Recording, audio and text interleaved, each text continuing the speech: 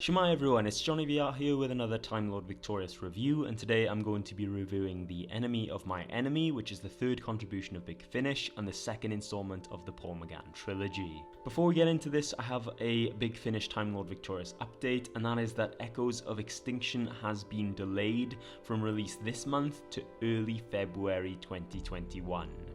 This is because of the government advice against the selling of non-essential items for shops during the coronavirus pandemic. As this product was scheduled for vinyl release as an Asda UK exclusive, the digital edition has been delayed as well, so we won't be seeing Echoes of Extinction this year.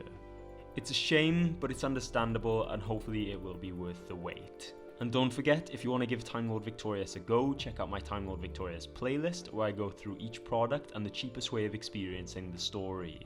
And stay tuned for more Time Lord Victorious reviews. We have a special one coming up soon that covers Doctor Who The Hollow Planet, the print and play game from Escape Hunt. As always, the first part of this review will be spoiler free, then I'll give you notice when I'm going to go into spoiler territory, because if you've listened to this audio drama and you want to talk about it, let's have a discussion in the comment section below. I'd love to hear your thoughts. Just beware of potential spoilers when making a comment, so maybe put a spoiler alert on your comment to let others know.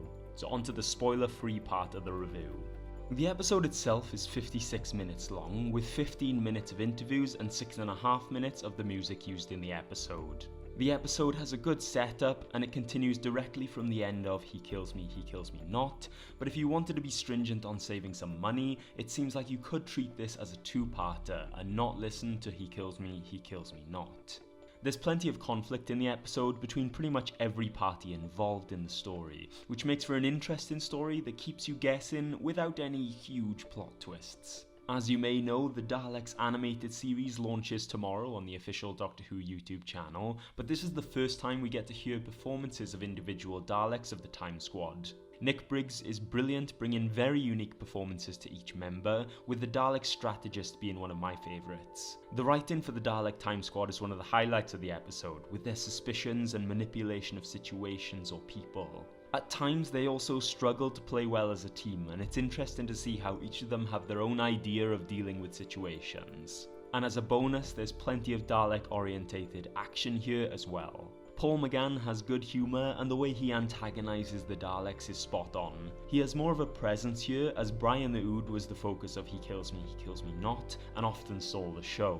Paul McGann gets to work through the situation within the episode while realising what happens influences the impact on the overarching Time Lord Victorious story. In addition, Paul McGann gets some really good reflective Doctor moments that are emphasised by some very good music.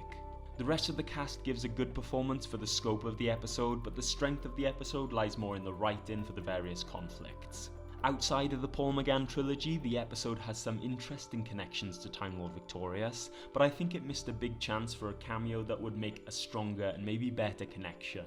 But the way that it is makes it so you wouldn't notice the connection if you hadn't experienced that story. But I'll go into more detail when I start talking about the spoilers. The episode sets up the final installment of the Paul McGann trilogy well, and I'm excited to see what happens.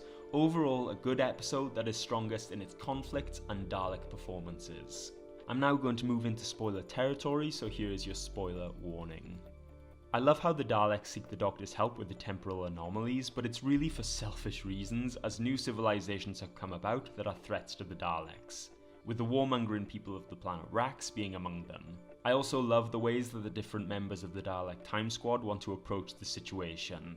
The Executioner wants to destroy, and the Strategist wants to investigate. And there's definitely something up with the Strategist, as he wants to keep secrets from the other Daleks, and potentially even the Emperor, who doesn't really make an appearance in this episode.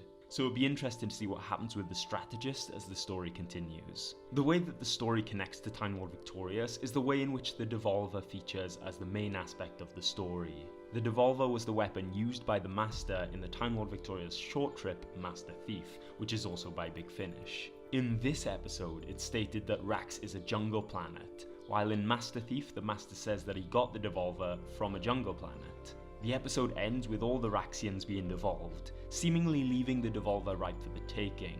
But I think they missed an opportunity for John Culshaw to cameo as the Master to strengthen the connection. But the way it is makes it so you wouldn't notice if you didn't listen to one or the other.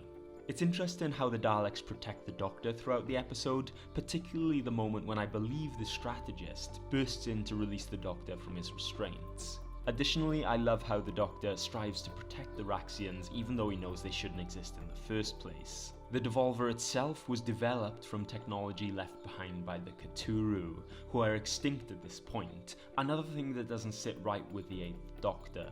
Since the Devolver technology was made before history, that's how they know to go back to the dark times, and it will be exciting to see how they manage this in the next episode.